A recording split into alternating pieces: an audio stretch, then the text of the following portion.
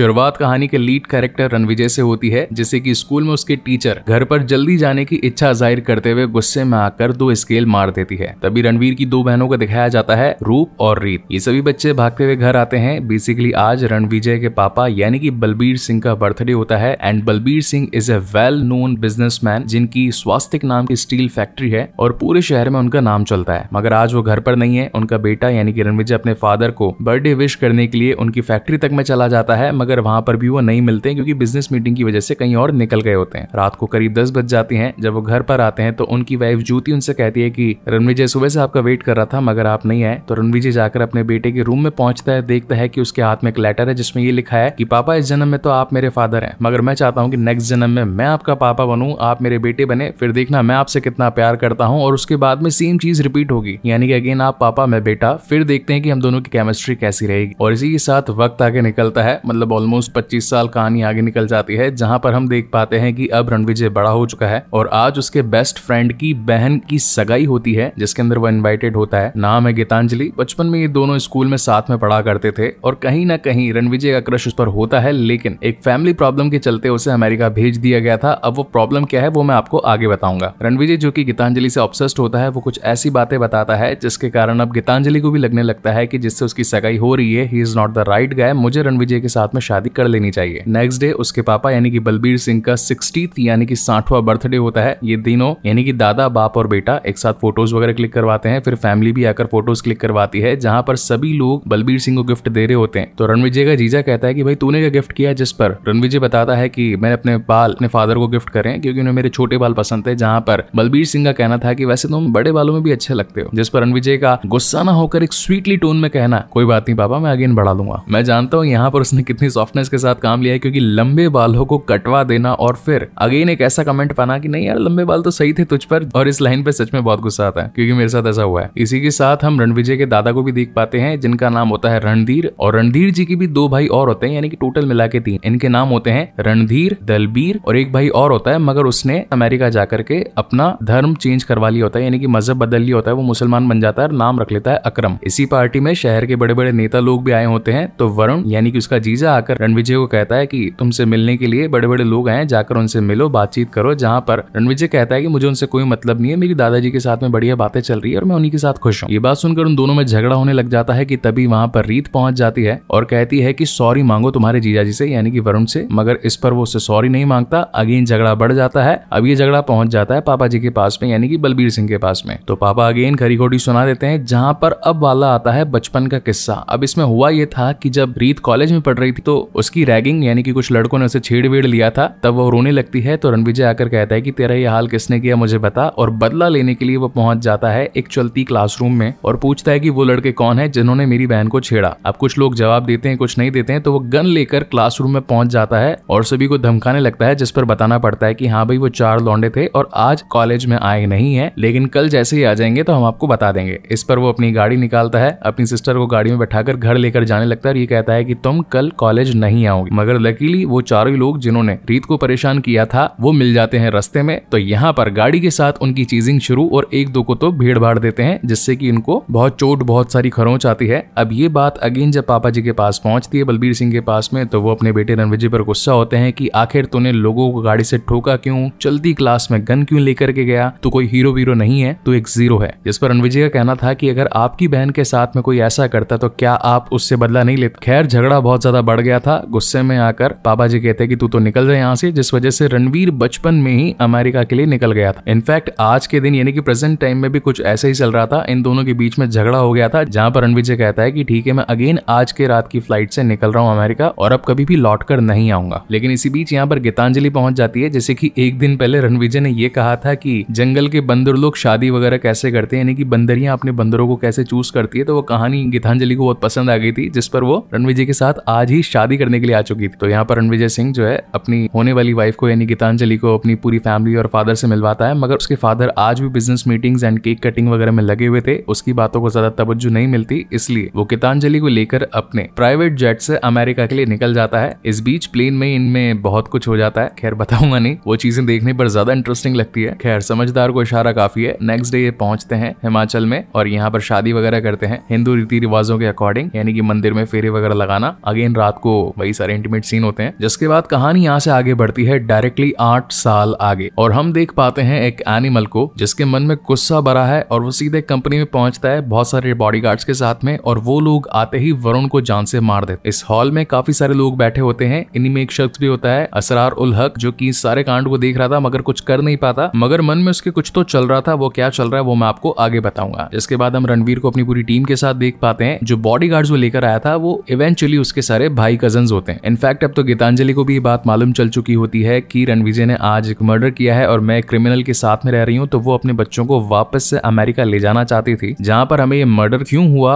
8 साल बाद ये लोग वापस इंडिया क्यों आए, इसकी बैक ब्रीफ दिखाई जाती। अब होता यह है कि एक दिन बलबीर सिंह गोल्फ कोर्स में गोल्फ खेल रहे होते हैं, तभी उनके ऊपर 2 गोलियां आकर के लगती है, मगर ये नहीं पता कि वो हमला किसने करवाया। ये खबर रणविजय तक भी पहुंचती है, तो वो 8 साल के बाद में यहाँ पर आता है, अपनी फैमिली को देखता है, पापा से बातचीत करता है। तो बलबीर सिंह का कहना था कि जब मुझे पहली गोली लगी तो मुझे सिर्फ तुम्हारा ही ख्याल आया, क्योंकि मैं जानता था कि मैंने अभी तक तुम्हारे साथ जो भी किया है वो गलत किया है और मुझे ऐसा नहीं करना चाहिए था। इसी बीच रणविजय की मुलाकात मिश्रा अंकल से होती है, जो कि बलबीर सिंह के बहुत खास अच्छे दोस्त होते हैं। वो बताते हैं कि ये पहली बार नहीं था जब बलबीर के ऊपर जानलेवा अटैक हुए, इससे पहले भी कई लोगों ने ऐसी कोशिश करी, मगर ये हमले हैं कि रुकने का नाम नहीं ले रहे, और अब तो वर्करों ने काम पर आना भी छोड़ दिया है। जहां पर रणविजय खुद पहुंचता है कंपनी में, यानी कि स्वास्थ्य स्टील फैक्ट्री में, और सभी लोगों को विश्वास दिलाता है कि जब तक पापा के कातिल का गला अपने हाथों से नहीं काटूंगा तब तक चैन से नहीं बैठूंगा। हम लोगों ने पहले भी इंडिया के लिए बहुत कुछ किया है और आगे भी करते रहेंगे, सभी लोग अपना काम दिल से करेंगे। और जहां तक रही पापा की बात, तो 3 महीने बाद में वो आप सभी के सामने होंगे, वो भी बिल्कुल सही हालत में। रणविजय को ये बात बहुत अच्छे तरीके से मालूम थी कि नॉर्मल सिक्योरिटी गार्ड जो कि हर वक्त पहरा भी देते रहते हैं, लेकिन दुश्मन ने अपना काम फिर भी कर लिया, इसका मतलब उसे अब नॉर्मल गार्ड्स की कोई जरूरत नहीं, कुछ तगड़े ऐसे दिलदार लोग चाहिए जो कि हर वक्त जान तक लेने और देने के लिए तैयार हो। तो वो पहुंच जाता है अपने दादाजी के भाई यानी कि दलबीर सिंह के पास में और कहता है कि मुझे गार्ड्स की जरूरत है। गार्ड्स बोले तो मुझे मेरे भाइयों के सहारे की जरूरत है, क्योंकि वही हर वक्त साये की तरह मेरे आसपास रह सकते हैं। मुझे पापा के कातिलों को ढूंढना है और उन्हें आसमान में पहुंचाना है। खैर पहले तो ये सारे भाई लोग यानी कि जितने भी कजन होते हैं वो मना कर देते हैं, लेकिन दादाजी की एक आवाज पर ये सभी भाई मिल जाते हैं और एकजुट होकर कातिल को ढूंढने की कोशिश करते हैं। और अब जैसे कि एक बार पिताजी पर जानलेवा हमला हो चुका है, तो कहीं दोबारा ना हो जाए, इसलिए रणविजय एक बॉडी डबल को लाकर खड़ा कर देता है, जिससे बलबीर सिंह की चाल ढाल, क्या बिजनेस, कहां पर उठना बैठना है, वो सब सिखाया जाता है। और एक दिन जब वो बॉडी डबल अपने परिवार से मिलने के लिए अपने घर जा रहा होता है, तभी उस पर असरार, जैसे कि हमने इस मूवी के हॉल शूटिंग वाले सीन में देखा था, वो आकर अपने बहुत सारे गार्ड्स के साथ में धनाधन गोलियां चलाता है और बॉडी डबल को ये सोचकर मार देता है कि वो बलबीर सिंह है। ये खबर अब तो सिंह फैमिली में भी पहुंच जाती है, लेकिन यहाँ पता चलता है असली वाले तो जिंदा है। और जब वरुण उन्हें देखता है तो उसके दिमाग के चौके छक्के उड़ जाते हैं कि आखिर ऐसा कैसे हुआ। तो वो कॉल करके असरार को ये कहता है कि तूने जिसको मारा वो एक बॉडी डबल था और वो अभी भी जिंदा है। जहाँ पर असरार ये कहता है कि ठीक है, बलबीर को मारने का काम तेरा, इस छोटे वाले को यानी कि रणविजय को मैं जान से मार दूंगा। मगर उसका कॉल टैप हो रहा था और अभी सारी खबर पूरी फैमिली में फैल जाती है। और जो थोड़ी देर पहले हमने सीन देखा था कि कैसे एनिमल यानी कि रणविजय सिंह अपनी बॉडीगार्ड्स की टीम लेकर एक चलती मीटिंग के बीच में सभी लोगों के सामने वरुण को जान से मार देता है, तो वो यहाँ से कनेक्टेड होता है। और अब क्योंकि रणविजय को मालूम होता है कि असरार के लोग उसके पीछे आएंगे उसे जान से मारने के लिए, तो वो एक बड़ी गन का ऑर्डर दे देता है। अब असरार कौन है? वो है एक मल्टी बिलियनियर कंपनी का मालिक जो कि स्वास्थ्य को अपने अंडर कर लेना चाहता है और अपने बिजनेस को और एक्सपेंड करना चाहता है, जिसके पास में बहुत सारे आर्म्स फोर्सेस मतलब काफी सारे लोग मौजूद हैं। इस इन्फॉर्मेशन के मिलते ही रणविजय ने एक ऐसी गन तैयार करवाई जिसकी इमेजिनेशन थी दिल्ली में, मैन्युफैक्चरिंग थी बैंगलोर में और असेंबलिंग थी महाराष्ट्र में। आत्मनिर्भर भारत यानी मोदी जी के डायलॉग का सीधा सीधा काम दिखाया जा रहा था। मगर इस वक्त उसकी चड्डी में इचिंग वगैरह हो रही थी, तो वो आज चड्डी नहीं पहन के आया था। लेकिन तभी वहां पर गुंडे लोग पहुंच जाते हैं, जहां पर फ्रेडी जो कि गन की डिलीवरी देने आया था,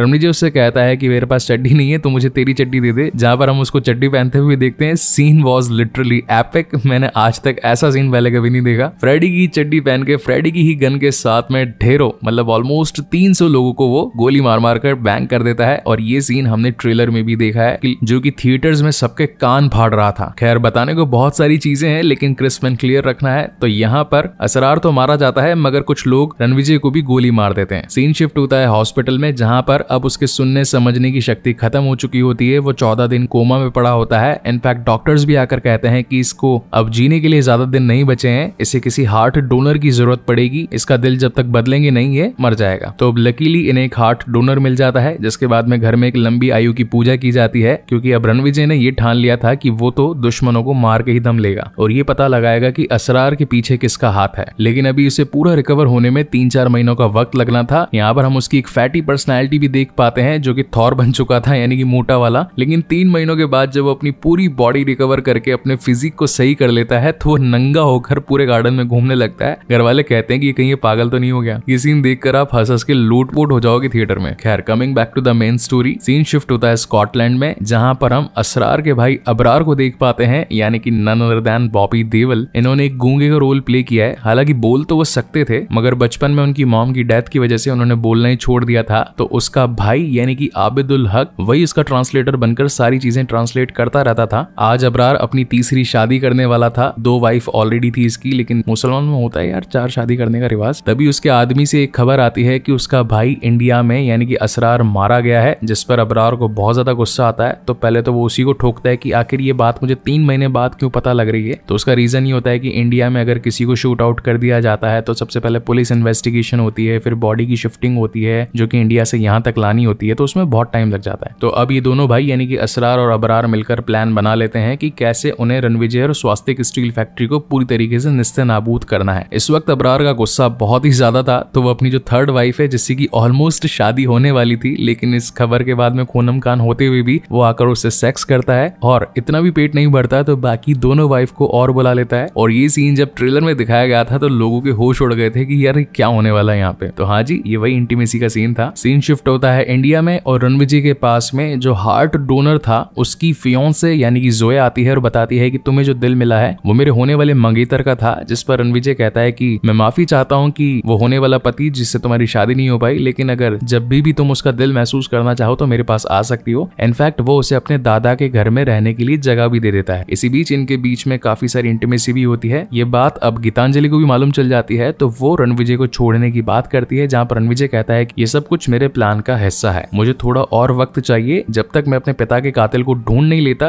तब तक चैन से नहीं बैठूंगा। तो गीतांजलि का वही वो मुंह में ब्लॉकेज वाला सीन आता है, मतलब कि उसने क्या बोला था लेकिन समझ में नहीं आया काफी सारी ऑडियंस को। तो वो ये था कि तुम्हारे पिता के लिए तुम्हारा प्यार रोग नहीं जोग है। नेक्स्ट डे हमारे ऑब्सेस्ड एनिमल पहुंच जाते हैं जोया के पास में, और जितनी भी लव बाइट्स दी होती है तो रोल्स रॉयस वाली कंपनी के मैनेजर्स को बुलवाकर सभी को ये कहते हैं कि लव बाइट के कलर की रोल्स रॉयस चाहिए मुझे। थोड़ी देर बाद में कार की डिलीवरी भी हो जाती है, लेकिन उसमें एक बॉम्ब फिट होता है और इन दोनों की कार में बैठने से पहले ही नई की नई कार की ऐसी की तैसी हो जाती। जोया को बहुत ही ज्यादा टेंशन हो रही थी, जिस पर रणविजय कहता है कि तुम एक तरीके से मेरी वाइफ हो, अब हम इस जगह को छोड़कर चले जाएंगे, मैं मेरी पुरानी वाली वाइफ को तलाक दे दूंगा, हम कहीं और रहने लग जाएंगे, तुम सिर्फ मेरी हो और अब तुम पर कोई भी खतरा मैं आने नहीं दूंगा। जिस पर जोया का कहना था कि मैंने अभी तक तुमसे झूठ बोला, मैं एक डबल एजेंट बन के काम कर रही थी, मुझे अबरार ने ही तुम्हारे पास भेजा था ताकि मैं तुम्हारी सारी इन्फॉर्मेशन उस तक पहुंचाते रहूं। उनका प्लान ये है कि वो तुम्हारी ही तरह दिखने वाला एक शख्स अब इंडिया में भेजेंगे, तुम्हें तो ऑलरेडी जान से मार दिया जाएगा, जिसके बाद में वो बंदा एक एक करके तुम्हारी फैमिली यानी कि वाइफ, बच्चे, मॉम एंड डैड को मारेगा, और जो भी मरेगा वो आखिर में सिर्फ यही सवाल करेगा कि जो हमें बचाना चाहता था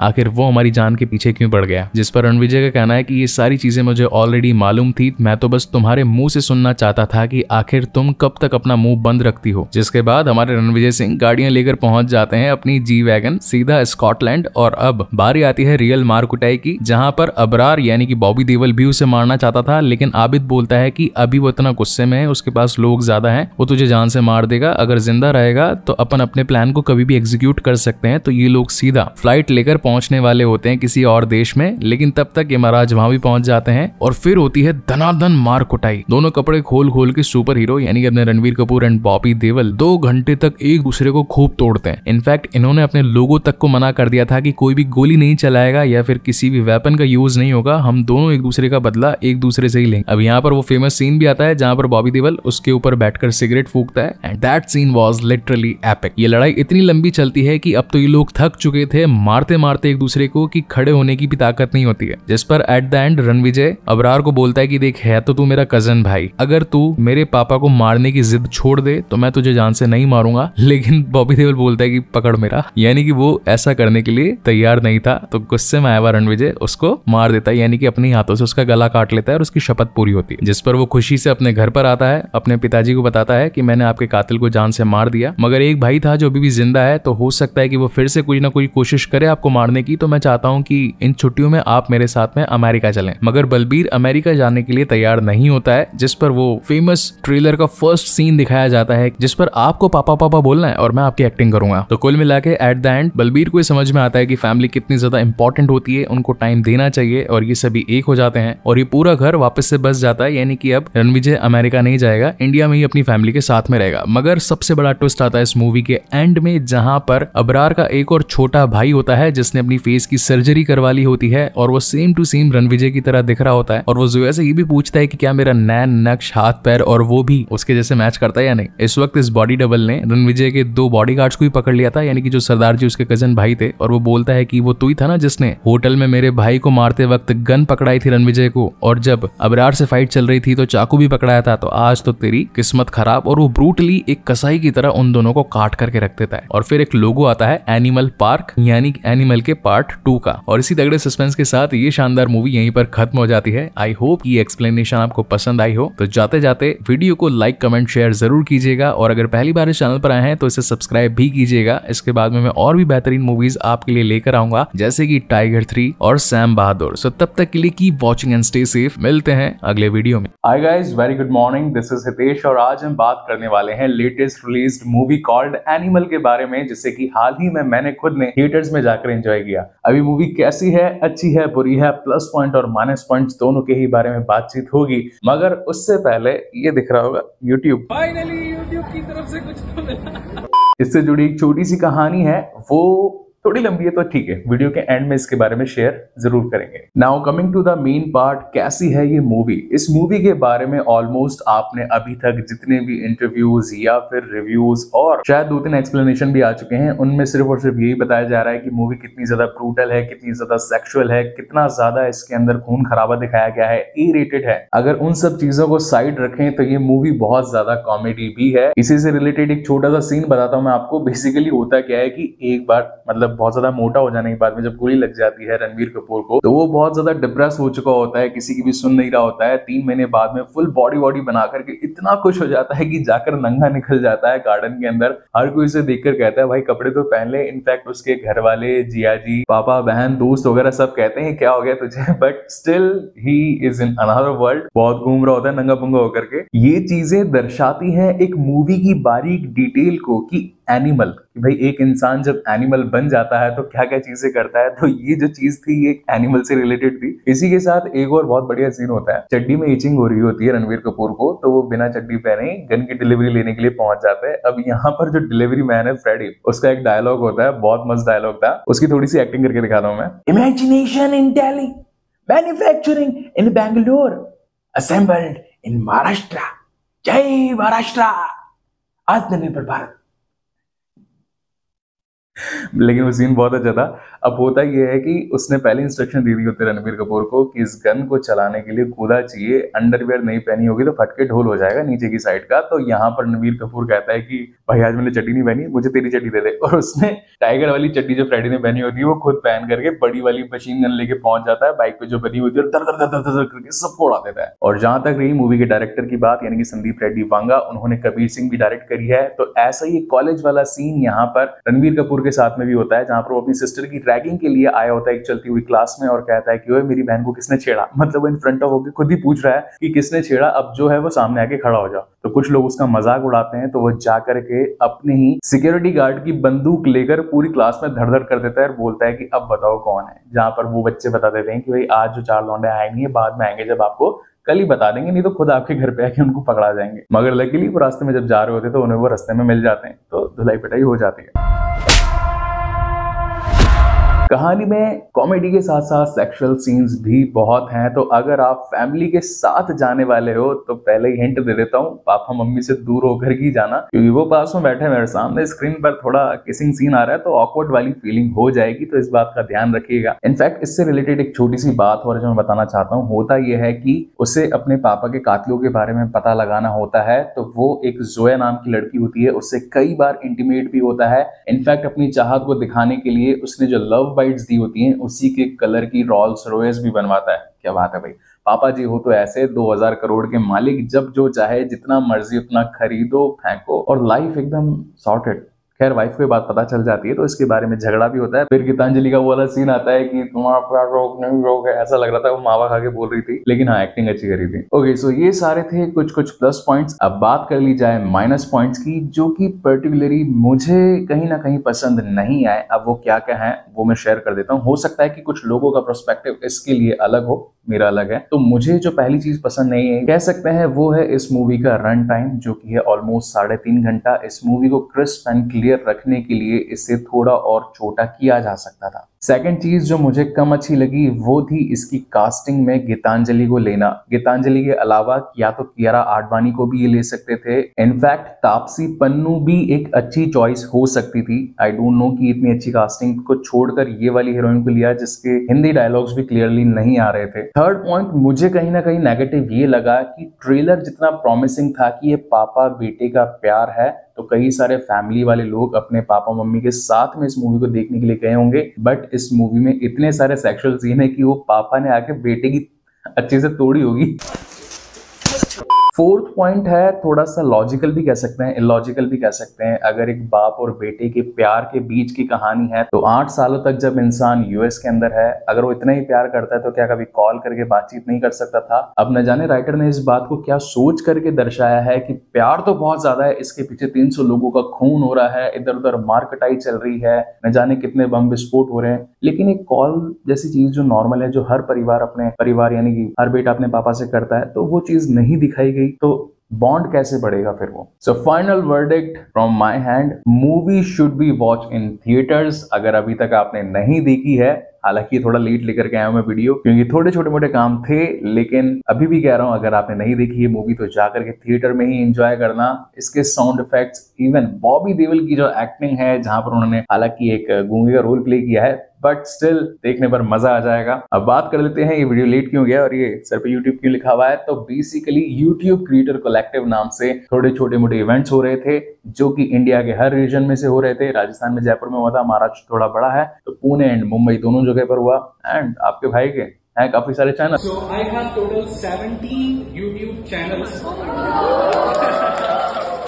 तो इसी के लिए हमें इनवाइट किया गया, पहले तो पुणे एंड देन मुंबई। उसका हमने अच्छा मस्त मस्त व्लॉग बनाया है जो कि व्लॉगर हितेश चैनल पर अवेलेबल हो जाएगा। और ये जो मूवी यानी कि एनिमल हमने अभी रिव्यू करी है, इसका एक्सप्लेनेशन भी आपको बॉलीवुड मूवी एक्सप्लेनर पर जल्द ही मिल जाएगा, तो उसे चेकआउट करना मत भूलिएगा। हालांकि मैं हैरी पॉटर वाली एक फैन बेस्ड मूवी है वो लेकर आने वाला था, लेकिन कमेंट सेक्शन में ज्यादातर डिमांड आ रही थी कि एनिमल को एक्सप्लेन किया जाए, एनिमल को एक्सप्लेन किया जाए। तो एज यूजुअल जैसी आपकी डिमांड वैसा हमारा काम। तो उस चैनल पर जाकर आप एनिमल मूवी की डीप एक्सप्लेनेशन को भी एंजॉय कर सकते हैं। अगर ये वीडियो पसंद आया हो तो प्लीज इसे लाइक कमेंट शेयर जरूर कीजिएगा, और अगर पहली बार चैनल पर आए हैं तो इसे सब्सक्राइब जरूर कीजिएगा। तब तक के लिए मिलते हैं अगले वीडियो में।